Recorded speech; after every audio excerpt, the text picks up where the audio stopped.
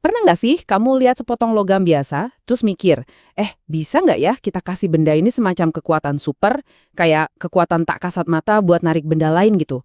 Nah, hari ini kita bakal bongkar rahasianya. Kita akan ubah sesuatu yang biasa jadi luar biasa. Pertanyaannya simpel aja, bisa nggak sih kita ambil paku ini, paku biasa, terus kita kasih kekuatan magnet? Kekuatan buat narik, buat nahan, pokoknya buat berinteraksi sama dunia dengan cara yang benar-benar baru. Dan, seperti yang bakal kita lihat, jawabannya itu ternyata udah ada di dalam paku ini sendiri. Udah pasti bisa. Dan bagian yang paling keren tuh ini. Kita tuh nggak menciptakan kekuatan ini dari nol, sama sekali nggak. Potensinya buat jadi magnet itu udah ada di dalamnya. Udah sembunyi di sana, cuma nunggu dibangunin aja. Oke, sekarang yuk kita bedah lebih dalam.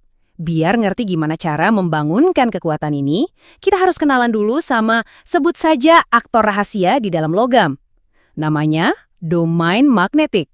Coba dibayangin, di dalam setiap paku atau potongan besi itu ada jutaan magnet super mini. Nah, setiap magnet kecil ini, yang kita sebut domain, punya kutub utara dan selatannya sendiri. Mereka lah ibaratnya bahan baku dari semua potensi magnetik. Lihat deh perbedaannya. Jelas banget kan? Di sebelah kiri, di potongan besi biasa, semua domain kecil itu arahnya acak-acakan. Nggak karuan. Mereka jadi saling meniadakan satu sama lain. Ya, kayak sekelompok orang yang ngomong barengan. Nggak ada yang bisa didengar. Bener-bener kacau. Tapi, lihat yang di sebelah kanan. Di dalam magnet, semua domain itu berbaris rapi. Mereka semua kompak, kerjasama, dan akhirnya menciptakan satu medan magnet yang kuat dan menyatu. Nah, ini nih intinya. Bikin magnet itu bukan sulap, bukan sihir. Ini semua tentang keteraturan. Soal mengubah kekacauan di dalam jadi kekuatan yang solid. Jadi, pertanyaannya sekarang, gimana caranya kita nyuruh domain-domain yang berantakan ini buat baris yang rapih?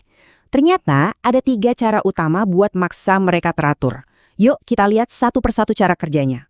Kita bakal bahas gimana cara menyelarasinnya pakai paksaan fisik, terus pakai aliran listrik, dan yang terakhir pakai pengaruh tak kasat mata. 3 jalan yang beda, tapi tujuannya sama, bikin semuanya jadi teratur.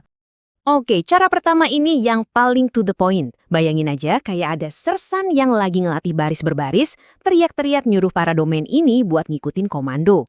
Jadi waktu kamu gosokin magnet ke sepotong besi, ingat ya, harus satu arah terus. Medan magnet dari magnet yang udah jadi itu secara fisik narik domain-domain di dalam besi. Setiap gosokan bikin makin banyak domain yang nurut dan ikut baris. Persis kayak nyisi rambut kusut biar lurus. Oke, selanjutnya. Cara kedua ini sedikit lebih canggih nih. Kita bakal pakai kekuatan tak terlihat yang dihasilkan sama listrik. Jadi gini, waktu kita lilitin kawat di sekeliling paku, terus kita alirin listrik, sesuatu yang keren banget terjadi. Aliran listrik itu menciptakan medan magnetnya sendiri. Nah, medan magnet inilah yang masuk ke dalam paku dan, sama kayak cara gosok tadi, ngebujuk semua domain buat barus yang rapi. Begitu listriknya kita matiin, ya medan magnetnya hilang. Nah, cara yang terakhir ini yang paling halus. Nggak perlu disentuh, nggak perlu dialiri listrik, cuma butuh deketan aja. Ini benar-benar kekuatan persuasi.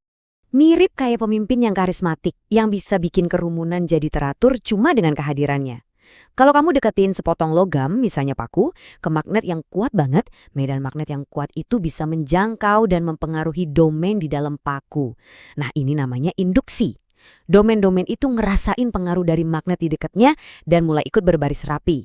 Padahal nggak ada kontak fisik sama sekali. Oke, kita udah lihat gimana cara bikin magnet.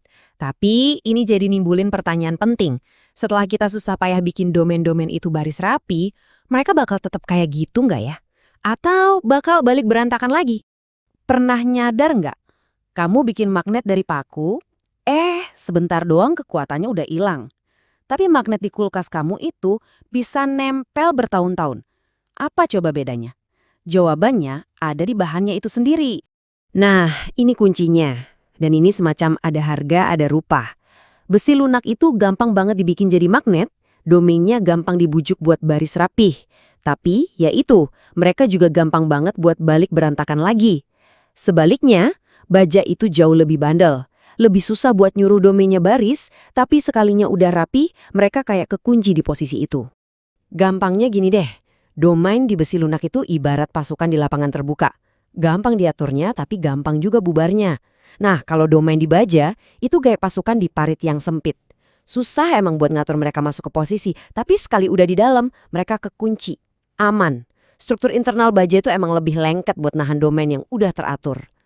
Jadi dari semua ini, apa sih ide besarnya? Sebenarnya ini cerita yang simple tapi dalam banget. Tentang gimana keteraturan bisa menciptakan kekuatan. Oke, kita rangkum cepet ya poin-poin kuncinya. Pertama, semua calon magnet itu punya domain magnetik yang acak-acakan.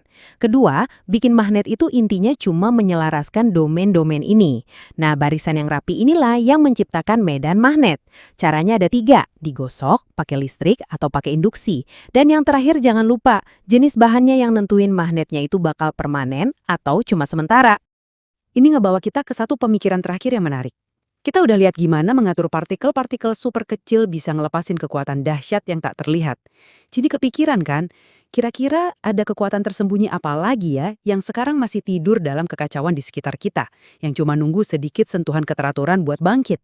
Sesuatu buat kita renungin bareng-bareng.